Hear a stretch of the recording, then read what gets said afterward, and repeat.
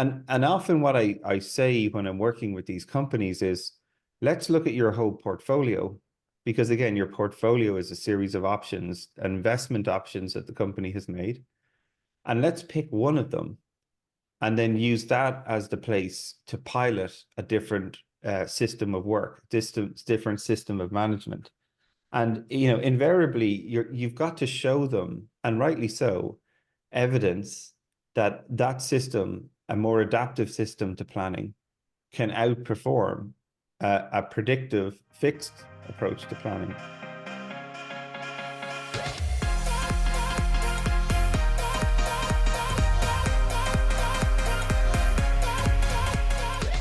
Well, here, a little bit of backdrop. So this idea of how do we take ideas around uncertainty and actually start to form habits, right? How do we break it down, something that looks like a meaningful thing to tackle in a day versus a month or a year? You talk about that quite a bit in Unlearn, and that's a super powerful approach to change. One of the things that got me thinking, and this has been kind of percolating on the uncertainty project for a while, is I think back to kind of the first time I was exposed to Kanban, where the messaging there was all around make the work visible. And then you get it up on a wall, you stare at it, and the power of that, the simplicity of that, of just making work visible, it seemed kind of silly at the time, but again, so much of the power comes from that. I think a lot of what we're struggling with in the uncertainty project and some of the threads we're weaving there are, how do we make uncertainty visible? How do we drive better visibility, which in turn drives better conversations? So in lean enterprise, we were just talking about this. You really anchor on how do we bring a hypothesis approach to our investment decisions. We think this is good. We believe this could result in something, but bringing that uncertainty right to the front of it is making it visible. Wanted to hear a little bit more about how do we drive that change? How do we get going on shifting people from saying, here's my project proposal, here's the business case, to, yeah, I got a hypothesis. Yeah, so one of the things that's really fascinating about making work visible is there's so many ways to do it. And like for the typical way that you've sort of mentioned is most people are used to doing it in like big document forms where they're like trying to write everything down, whether it was software requirements in the sort of early days, right through to business cases. And a lot of these artifacts, they're generally created by one person. Sometimes they do collaboration, but they're generally written by a single individual, and it's a lot of content presented to people to sort of digest from one person's ultimate point of view. Now, you also mentioned this idea of Kanban, right? Which is this essentially the word itself is a visualization. It's a card that is stuck upon vehicles in Toyota as they go down the production line. And the card says, like, pick the steering wheel for a Toyota Corolla. This is a 5 liter engine. It needs these types of brakes put on it. So that inspiration, though, for me, really came from, if you could believe, the Post-it note, right? So for years in my experience working in companies, my early days was very much like this idea of writing requirements, writing things down, coming up with all the scenarios, all the potential opportunities, problems, the customer. Like it was a lot of thinking. But then I started working in a company called Thoughtworks, which was one of these pioneers, if you will, at the time of the agile software development movement. And I walked into that office and I didn't see documents anywhere. All I saw were Post-it notes and Sharpies and people sitting around walls, like talking and writing things down and putting them up and sort of mapping a lot of their conversation. And it was always not big, like sort of like long sentences. It would just be words or phrases where they'd be like, open a new market, or customer likes a certain type of behavior, or have a taste for something that we're trying to build. And what really inspired me was like the type of rich conversations these groups were having. And they were cross-functional groups. They were engineers with product designers, with business folks, accountants. And really all we were doing were like mapping these conversations that you had a lot of rich content and context being built. And that was really, really powerful. I just felt like we were making so much more headway on getting a shared understanding of a problem space, a solution opportunity. And that's really where this idea of coming up with hypotheses sort of, for me, really started to emerge, is because you would hear people say things like, I don't know, but I have a hunch. Or I believe the issue is that we are not providing a certain feature to a very specific customer. If we did that, we could have a breakthrough in how this product works, right? And these were all sort of, if you will, like the beginnings of statements, like either assumptions people had, like this is the way the world works, or a belief that they wanted to test and find out if it was true. And for me, like that was sort of the real power of just getting those conversations happening, visualizing the salient points on post-it notes and mapping them on a wall. And then you could, to your question around uncertainty, you start to then look at these points people were making, and you could ask those questions, is like, how confident are we in this assumption? Where do we have a sort of irrational or untested belief that has risk or uncertainty to it that we should find a way to sort of reduce the uncertainty of through an experiment of some description, right? So it was very rarely we're saying things like hypotheses, or this is like very early days, right? This is sort of like 2000s, and that language, the scientific language, I think, has come into it more as the lean startup was released, and these types of languages that started to harmonize things. But in the beginning, it was very much this idea of what do we know, what do we believe, but is untested, and that sort of started to map both the conversation and the levels of certainty. If you say, like, we're very confident that customers like to buy shampoo online because it's a low cost item and it's a low stakes purchase, but we're unconfident, or we believe that they might buy a good that's $1,000, um, but we're not sure if they will, and so that's sort of really what got a lot of that thinking going. And yeah, and then from there, it's the language, I think, that has refined itself to be a little bit more scientific, but it still stems from this understanding of what do I have confidence in that I believe to be true, and what am I uncertain about, and but have a belief that is worth testing. And that's really a lot of where that insights came for me. Yeah, I think back, I come from an engineering culture, which, I'm not going to claim that's a science culture. I wasn't in a laboratory or anything, but the engineering culture is one that says, if your confidence interval isn't high, don't bring me those requirements, for example. Go back and keep analyzing. And only when this is good enough do you either bring it to your peers for review or you move it down the line. And unlearning that is a big part of what this feels like. And one of the things that again, going back to the post-it notes up there, just something like a syntax for user stories. I remember the power in early days of Agile of having a little bit of a Mad Lib experience. Now it could be taken too far, but that idea of you're definitely getting out of your comfort zone when you're forced to work with a little syntactic cue like that. And I like some of the hypothesis syntax examples I've seen, but I haven't actually used those. Do you have some experience with trying to use kind of a syntax to help get people to try this out? Yeah, well, I ended up writing this blog called Implementing Hypothesis-Driven Development, right? And again, a lot of that language came from at the time working in Thoughtworks with like just a great group of people. And through conversations with people, even the notion of a user story requirement, right? It felt like we were writing things that we know to be true, that we had very strong conviction on. So as a user, I want a Facebook login on the page so I can access the application quicker, right? Without login details.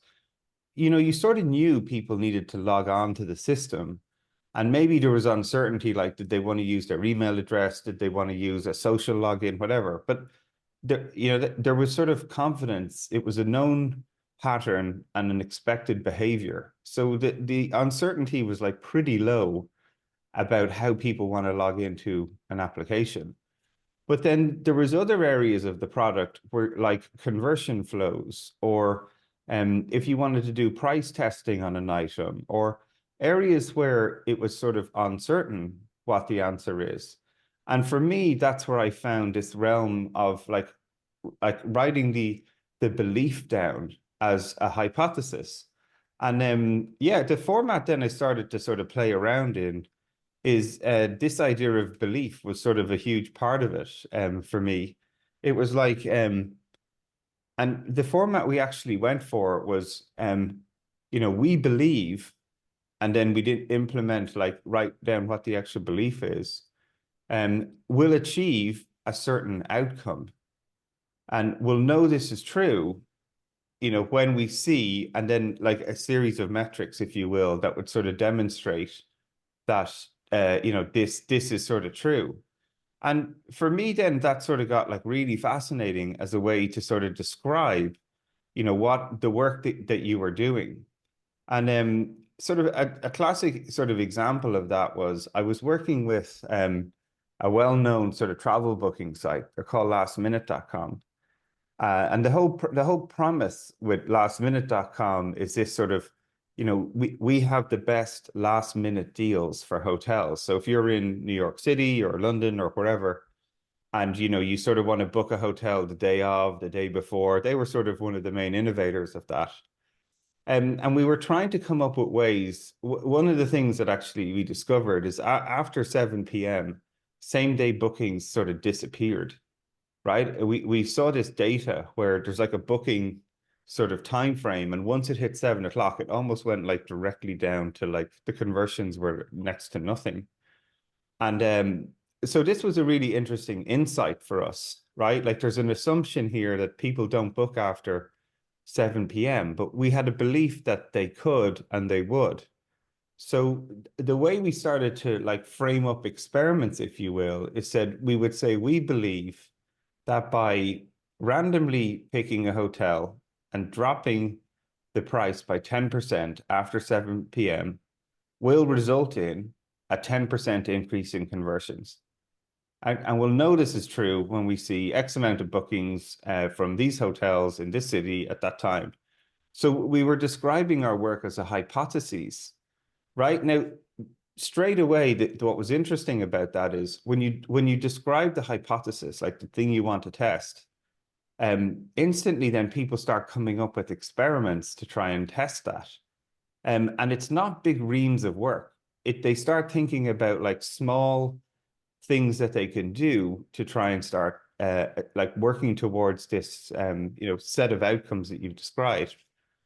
So for us in that example, right, often if you're like, all right, I want to do build, an experiment that we can randomly sort of assign a discount to one of the top 5 hotels in London after 7 p.m.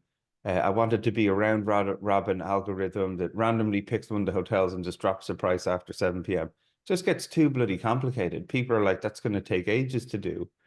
But what we were able to do with that product was very simply write a small bit of JavaScript code that we could run on one of the hotels. We just picked one hotel, one of the most popular hotels in London. And we could just run that little experiment where it would manipulate the price after 7 p.m. on like one of the top 5 hotels. And we would just cycle through the hotels, different hotel, Monday, Tuesday, Wednesday, Thursday. But suddenly then we had this experiment that we were running, and we had success measures saying, the criteria being top hotel after 7 p.m., the success metric being a 10% increase in conversion after that time. And then we just did this small experiment of writing a little bit of JavaScript to sort of manipulate the price on those different hotels each night. But it's very measurable as well. So when we ran this experiment, actually the conversions went up quite significantly. They were up like 30%. So that again gave us more confidence to say, instead of just writing a little bit of JavaScript, we could make this a more robust piece of code. We could think about having it as an algorithm. We could make it more sophisticated so customers don't know to just wait until 7 p.m. and then book, right? There can be surprise and delight to it. But it started with a belief rather than this sort of assumptive text, if you will, that says, after 7 p.m., we will drop the prices because customers want this. It's sort of, even the way you say that, it's just sort of like it's an order rather than an exploration. And, that's really where a lot of this sort of language and this notion of hypothesis-driven development, which we speak about at length, as you say, in Lean Enterprise, really sort of came to being. And like even today, I think it's probably the most read blog on my website. And I'm just looking at the published date. Yeah, October, 10 years ago. Wow. And it's still like, gets thousands of views, sort of every month. It's kind of crazy. That is crazy. So going back to last minute, so as leaders of a company like Last Minute, um, they seem to recognize the 7 o'clock challenge, but that probably isn't the only challenge they were facing. Does this set of hypotheses become the new backlog in many respects, where this becomes what you're pulling together and starting to treat as a backlog of opportunities as Super leaders? question. Super question. Right. Let's go back to that point before of, that moment when you're sitting around like ideating around what a product should include. And you have these things that you believe to be sort of true, right? That you have high confidence in. And then you have the items that you are beliefs or less confidence in. So, like any product that you're building, there's some sort of table stakes aspects to it. Like we mentioned, having a login screen, having search functionality, having the ability to make edits, deletes. Like all of these are sort of, you have to put them in. They're like cross-functional requirements. Like your application generally has to have these items to it. So sure, they go directly into the backlog. But what we also had at last minute is we had a similar sort of like Kanban wall, if you will, where we would have this notion of ideas or hunches or beliefs that we would have, and people would write them up on this backlog wall, which would be sort of like, we believe if we do price testing after 7, there's opportunities there. Very interesting sort of thing about we learned as well through this process is what makes people book a hotel. So just for fun, what do you think is the most important attribute when you're looking at a details page of a hotel to make a booking? So you've got everything, some location, price, and amenities, the pictures, the room, right? So we were like, which one of these has the most actual weighting that will make people book? So we didn't know. So we would have a sets of beliefs or experiments that we would run. It turns out actually the most important thing, especially at this time in sort of 2010, was photos of the room. That's actually what people cared most about. Because the price they could sort of use as an early indicator to set a budget, but what they really cared about was looking at what the room looked like. That was actually, they wanted big, big photos so this was all stuff we were learning on mobile devices as well at the time. So it was really, it was fascinating. But we had this backlog always of like ideas that we had. Then we would start to prototype them out in terms of like what they might look like, prioritize one or two. Then we would design an experiment and run the experiment. And if we had confidence then from those experiments that this was sort of, the uncertainty to your point had been reduced through these sort of product discovery or testing activities, then we would be like, okay, now we have real conviction on this as an idea. We can just write it up as a user story, if you will, and say, right now, as a customer, I want enlarged photos because it encourages me to book the hotel room.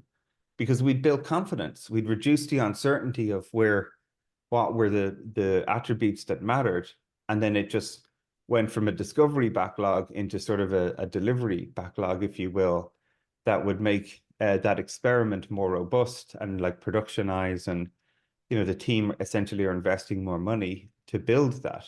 And yeah, once we got into this habit, right, we suddenly had these backlogs, as you say, of work that we had high conviction on, that we knew needed to be executed, and then this discovery world where there was a lot of beliefs with uncertainty around it, that we would reduce that uncertainty through a hypothesis definition and experiments to test those beliefs. And as we got more confidence or conviction, then they would essentially go into the delivery side. And yeah, I'll definitely share some photos, so you can put in the show notes. But it's just like a very fascinating experience, right? To have these huge visualizations in this office in London, where you would have these discovery tracks where anyone in the office will be putting up sort of ideas, of things or hunches or beliefs or hypotheses that they had. Yeah, I Um, love the idea of a hunch wall. Like I've just got some hunches and I'm just going to put them here and let them kind of soak or percolate a little bit and see where they lead us. Similarly, like it sounds so fundamental, but just allowing people to put questions up on a wall. Like, this is literally what I don't know. This is literally where I feel like it's important, but yet we don't have the information we need. Um, contrast that to, I mean, I know the backlogs I worked with in Kanban, those, if you put a post-it up there, it was work. It was an oh output you yeah, were describing, and I had enough certainty to put my name on it on a wall. We're unwinding all of that with this little kernel of a hypothesis statement.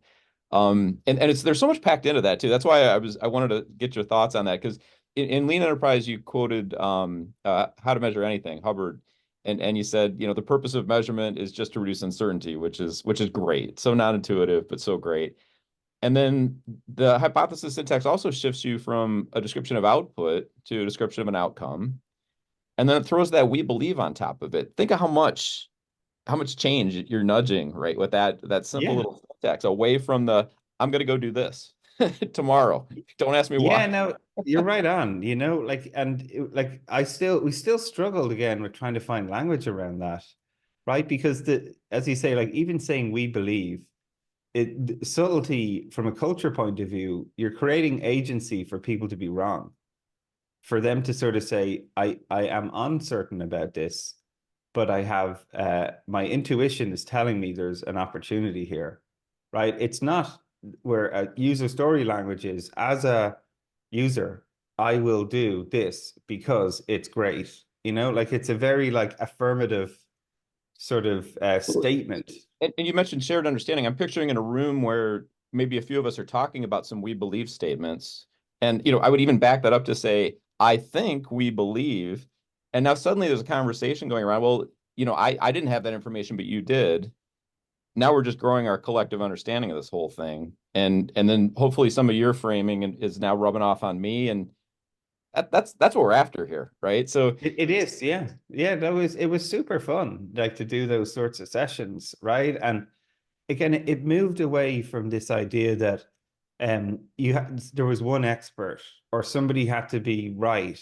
It was generally you're coming from a place of curiosity and a trusting that the group, will use its collective wisdom then to prioritize whatever the beliefs are, right? Whatever the hunches are, whatever the like what gets people excited in the room when you start putting and they really are questions to say which is the most interesting question for us to answer. Then you're sort of in this like a really very good sort of creative, expansive space where again, if you're in this notion of being handed requirements, you instantly go to a critical mind space of like, how do I build this? And you start thinking about the complexities rather than when you're in this intellectual curiosity space of, well, what do we believe could have a big impact to this product? And what would that impact be? And that's where you get things like, well, you know what? Like at 7 p.m., we just get no bookings. They just drop off the floor. If we could sort of tick that up by 20%, that could be worth like $2 million to our business every year. Right. And then people are like, wow, that sounds like a problem worth exploring versus like being handed this, like you need to implement an algorithm to make sure at 7 p.m. Yeah. There's a round robin of the top hotels, like, and you're like, okay, well, I can go do that, but there's no context around why is that interesting to solve? What Have are you the noticed? nuances of it? Have you noticed when you're working with people, maybe for the first time on this, does it also support like a divergence of thinking that they, that preventing people from jumping to the first thing I can go make happen? The we believe thing is it's so you're backing up so far away. It feels like it should invite, some contrasting perspectives on belief and more of an open conversation. Is that played out that way or differently? Many, many, many times, right? And like, there's some great people who've like continued to sort of like delve into that space as well. Like, one of these sort of great tools that in recent times around product discovery, Teresa Torres has a great book called Continuous Discovery Habits, and one of the tools that she has created is this problem solution tree as well. And again, a lot of that is inspired from teams thinking about an outcome, right? Like, how could we increase customer conversion by 10% after 7 p.m., right? And then instantly, people start to ideate these opportunities. Like, do we play with the price? Do we offer like a bonus free meal if you have dinner or there the next morning? Do we include breakfast? Do we like all of these opportunities start spinning up, right? Or um, and then even for each opportunity, there's multiple solutions to solve it. So and again, an opportunity might be offering ancillaries. And then solutions could be free breakfast, 10% off your next booking, for double your loyalty points for booking that evening. Like, they're all different solutions, right? And the fascination then becomes is you build these sort of massive maps of to drive a 10% increase in conversion. There are many opportunities to do that through, as they say, ancillary upsells, loyalty, like retention opportunities. And then you start thinking about all the solutions that relate to each one of those. And then suddenly you're just like looking at this almost mind map that has like 30 or 40 things on a wall. And then suddenly you're in this conversation of, well, of all these options, and you essentially it's optionality, what you've created. Which option do we want to invest in? And what could be the smallest investment we could make to get more information? That is a very different system than a product manager coming to the team and say, in essence, I've done all the thinking, I've heard from you all, this is the thing we're going to do. And all the other options are sort of, remember, engineers are super busy, their cognitive load is focused on the tasks that they're trying to solve to date. And then they're just handed a new task to say, solve this problem, rather than sort of having this chance to explore and look at all the options.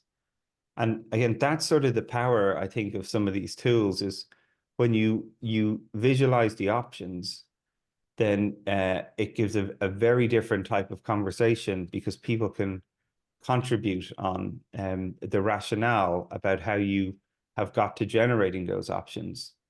And that for again, whether anyone will tell you whether you're an investment banker or a product manager, the more options you have, the better, because it gives you a chance to explore either multiple simultaneously or figure out which is the best option. And often it's the non-obvious option that is the one that has these huge sort of exponential payoffs. And for us, these things, like, nobody thought bigger photos of the hotel room was going to Right. be the thing that would drive the everyone was fascinated. It's going to be price. It's got to be price. But it was actually the picture quality. And again, Airbnb also discovered that too on their journey, that the tipping point for um, people to book other people's homes to live in was not the price. It was pictures of the place that they were going to stay in. And like, this is where you sort of find these breakthroughs, is when you visualize those options and experiment with them. Yeah, and they're low cost experiments, which are, for those of us working in digital spaces, they're all around you if you choose to move that way.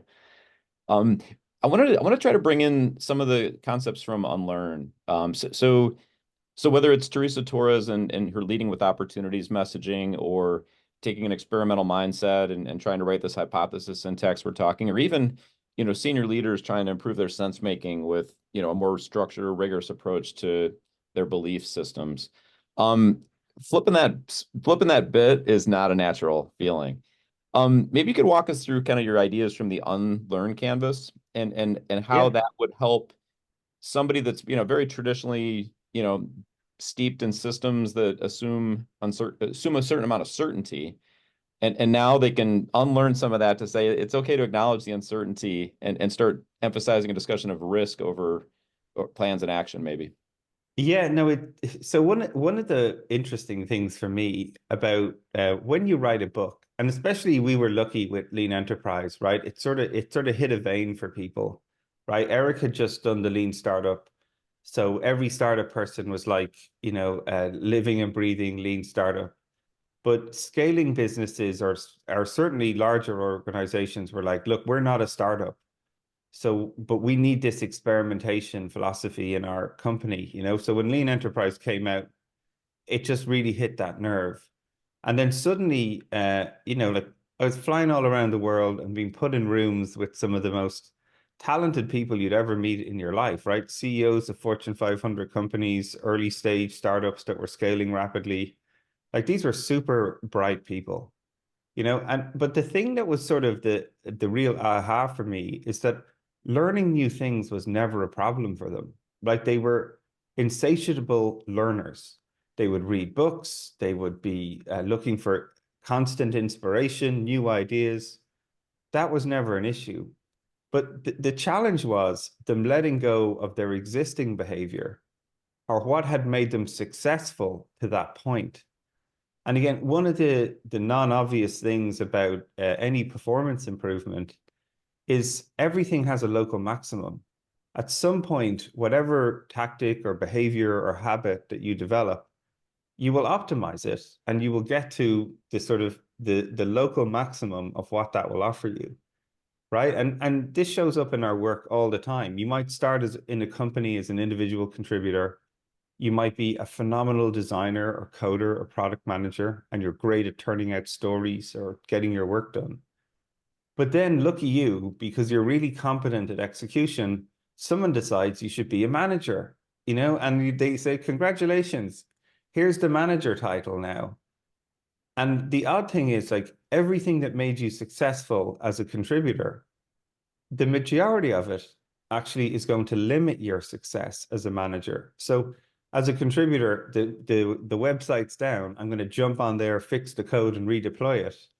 As a manager, the website's down. You pushing the team out of the way and let me go and fix it and it's never going to work, right? So this is sort of a classic transition that most people are familiar with. But the pattern is the same, whether you're as you even the more senior you get into companies, right? Like there's different problems that are presented to you that you need to solve. They might be a HR issue, they might be a market expansion issue, they might be, and people generally go to the behaviors or the habits or the tactics that made them sort of successful to date. And often either technology changes, customer demand changes, there's market forces, whatever it might be. So the behaviors that might have made you successful previously suddenly go out the window. And you often have to sort of unlearn those and relearn new approaches. And again, that's extremely uncomfortable when you're facing a very thorny problem, to believe in yourself, to try something that you've not done before, to solve it. That's a big ask of anyone, right? And you naturally want to go to what you know. And that's what I kept coming up against, is helping these leaders sort of trust even in the process of not knowing the answer. I'm going to ask you to trust in, let's talk about the beliefs that we have about to solve this and map them, explore them, and experiment with them, and then we'll find the right answer. Versus an executive who's time poor, under pressure, KPIs must be hit. What are we going to do to solve this sort of thorny problem? they want to take action and do stuff that they know how to do, right? And like one of the classic examples was I was working with like a huge bank, right? Top five bank in the US. And they were exploring this idea about what was the most optimal setup for a team. And they had offices all around North America, East Coast, West Coast, Central, wherever. And we were sitting with the executive team and we were like, how are we going to sort of come up with our statement about what the ideal team should look like? And it was absolutely hilarious. Half of the room were like, let's start going and doing some interviews with the teams and asking them, what would make the optimal team for you? And then the second most senior person in the company was like, don't worry, folks, I've got it. I'm going to go into my office and I'll just design what the optimal team is. And then we'll roll that out across the whole company, because I've built high performance teams my whole career. And like to me, it was like fascinating to see that behavior like shake out in a sort of executive room, and sure enough, the folks that went off and did the research and asked questions, they came back with a totally different answer than the person who was like, I got this, like, and it was just fascinating, again, sitting down to say to them, like, hey, like, I know you're smart, bright, you're running this billion-dollar organization, but you going into the room and drawing a picture and then rolling that out across the whole company, that is not what's going to make us successful here. Let's ask the teams what they need and design from the information we gather. And it It's was like a fascinating. variation. It's like a variation on that great part that Eric Ries had in Lean Startup about the resignation letter. What got you here won't get you there. It's different, but it's the same idea of like you might have been great at grabbing the reins and solving problems, but hey, you're a manager now. You're growing people. You're not, that's your problem to solve. That's so Fast. hard. I know I wasn't no good at it. Yeah, it is so hard, and like it's very like for at no moment would I ever say to the individual who sort of went off and said, I'm going to solve this, like they were wrong or that's not correct, right? But it's a reflex behavior to what has made them successful in the past. Like they have built amazing teams. There's a reason that they're like, they went on to become the CEO actually of that whole business. And rightly so. But it was sort of like one of these things where it's just the reflex action was to do what they had always done. And the model they came back with was like we had to have like the whole team co-located. And this was like talking about like product managers that might have lived on the East Coast, moving them to the West Coast. Like the implications were like families like moving like home, or people like having to change teams or reapply for jobs. And it was like, Oh, I just holy, I just love the irony of like the person saying, hey, the way I'm gonna go design the best high performing team is to ignore the team and go off in my cave for a little while. it was great. But the folks that did the, if you will, the discovery and the testing, like the insight that came back is that the only thing the teams wanted was the product manager and the technical lead co-located. They didn't care where the testing group was, where the engineers were, as long as the team leadership was co-located. That's all they really cared about. And for the most part, that was actually achievable. There was only like two or three people that had to move in the whole North American region to sort of facilitate that. Versus like we were talking about shipping like hundreds of people potentially around the country or reorgan the whole thing. So it's yeah, again, it was just a fascinating insight on helping people sort of unlearn their behavior that had made them successful to date. And yeah, and then they all the metrics they looked at around team productivity, health, happiness, they just yeah, they went up like points once by just putting the small, actually relatively small change to make the teams more performant. And it saved like millions of dollars on relocating staff all over the world. I want to shift gears for a second. I'm going to go back to a topic that you covered really, really well in Lean Enterprise. Um, it was basically bringing a fine point and emphasis on investment decision risk. Three nouns. Nobody would deny how important they are in a modern enterprise. But when I was thinking on like visibility and communication, boy, those are three of the struggle spots, right? Investment, Yeah. decision, risk. So I wanted to hear like risk management, something that's it's always been there, right? We know about it, there you can read about it, there's templates out there, but it's rare that I've seen risk be brought to the forefront. And having spent a lot of time with change management, it's always felt like there's this balance of like, is the risk of the change bigger than the risk of the not change? And and and that idea of like, it seemed in lean enterprise you were kind of bringing risk to the forefront, which obviously is bringing uncertainty to the forefront and how uncertainty can Absolutely. change over time. But a lot of what we're seeing is with annual planning, annual budgeting, um, our ability to tackle investment decision risk isn't moving anywhere as a Yeah, whole. no, that's So fair. how do we start to unlearn some of that or take the small steps that you emphasize with something as massive as annual budgetary planning? Yeah, so like like I would always say to companies when I worked with them, like the day one move is not to walk in and go, okay, you know that annual planning cycle that you've been doing for over 100 years? We're just going to get rid of all of that and not do it anymore. We're going to go to rolling wave adaptive planning. Like, honestly, I would kick myself out of the room if I said that and I was on the other side of the table, right?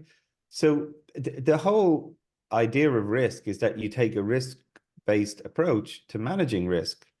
And that is that you don't start with big changes. You have a big vision about what you're trying to achieve, right? So this idea of could we move from a very fixed planning cycle to a more data-informed adaptive model in real time as close as possible, right? Like that's a huge shift in systems of work, right? The annual planning is very much this idea that we, through analysis primarily, we will plan everything that we're going to do and manage it by its sort of outputs, like on time, on budget, on scope. And then we'll define the scope. We'll make sure we have a budget and a timing to make sure that things are delivered as we've defined them 12 to 18 months in advance, right? And we all know that the world changes, technology changes, the plan changes the minute you correct it. So you can overinvest, to your other point, about trying to reduce uncertainty through analysis. That's the danger with fixed annual planning. On the other side, with adaptive planning, you have this notion that we'll go in with broad outcomes that we want to achieve. It might be a 20% increase in retention in terms of your customer base.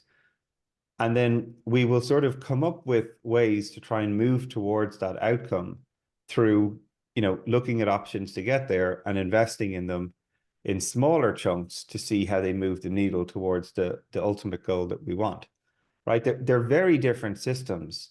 One is sort of leadership defining outcomes and trusting teams to come up with output that is regularly reviewed against those outcomes to see if they should keep investing versus we'll do all the analysis and lock ourselves in to the outcome of that analysis.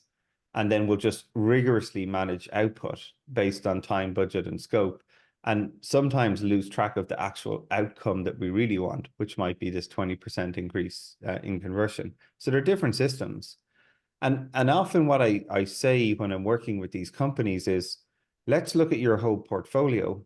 Because again, your portfolio is a series of options, investment options that the company has made.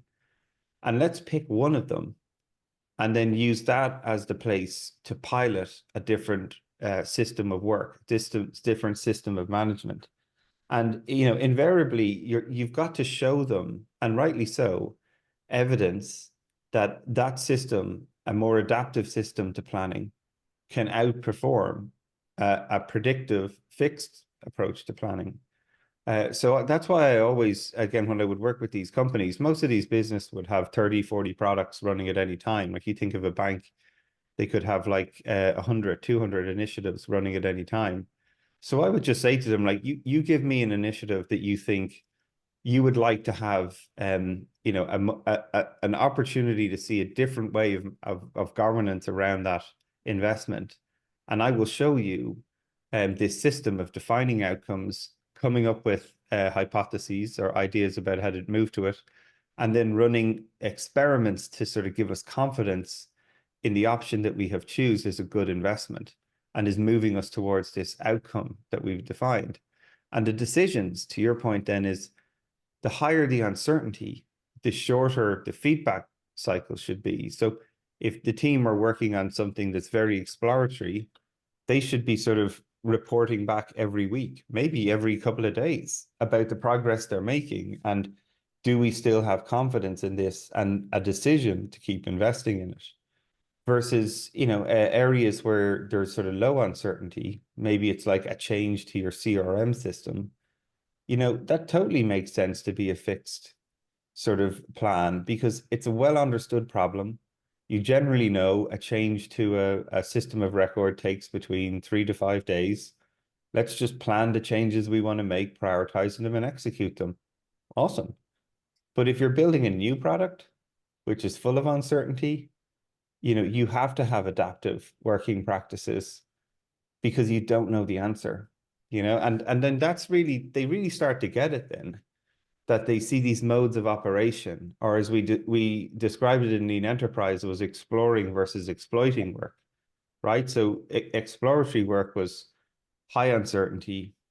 So you need to define outcomes and experiment and learn and make regular, like high frequency of decisions versus exploiting something that's understood, less uncertainty, and you're really planning your execution of work, which could be a CRM system as an example, and changing fields or looking at conversion funnels and how you might run them or whatever it might be. So it's just one, and then once people sort of start to get that in their heads, the pressure is sort of to like apply it everywhere goes away, and it's more like picking where's the best place to do that. Yeah, And I think that was the first place I saw the explore exploit separation, building on innovator's dilemma and recognizing you can't yeah, do it at the same time. And then I think it must have been right after that I read Jeffrey Moore's Zone to Win with the 4 zones. Are you familiar with that as well? no, I'm not actually. Yeah, no, please Well, tell me. one of the things he does there, and again, he's talking like, C-suite at Facebook or at Salesforce and at Microsoft. So, but it seemed like there was a generic kind of fractal way to apply that to do the mental accounting across 4 zones where the tolerance for risk is really what's different. So when I'm trying to hit the numbers, and let's be honest, I don't care where you are in the company, there's some hat you're wearing where you're expected just to hit the numbers and we don't want to see any Yep. risk. And we want to Yeah. hopefully not talk about uncertainty because we're supposed to be on top of this, right? But a lot of the reason for that is because we've been a little bit proactive in driving some changes, not the crazy changes, but the ones that we can do either continuously or with a project here or there. So that separation of zones was great because the tolerance for risk in those two has to be different. Then you swing over to his other zone, which is where we're exploring, we're incubating, we're experimenting, and the governance and the approach for that. This gets to one of the key points you're on is if you're governing that the same way you're governing, hitting your numbers for performance, it's a mess. And then his 4th zone is about scaling up. Your point about let's try an experiment in a small little corner. It was successful, fantastic. There's a lot of work to get that to scale beyond that simple pilot that often gets overlooked. So that 4 zone approach, even though he was talking about it at the level of an entire massive Fortune 500 company, it really Yeah. resonated for almost anything from a team level or mid-level of a company to do the mental accounting that we all are forced to do.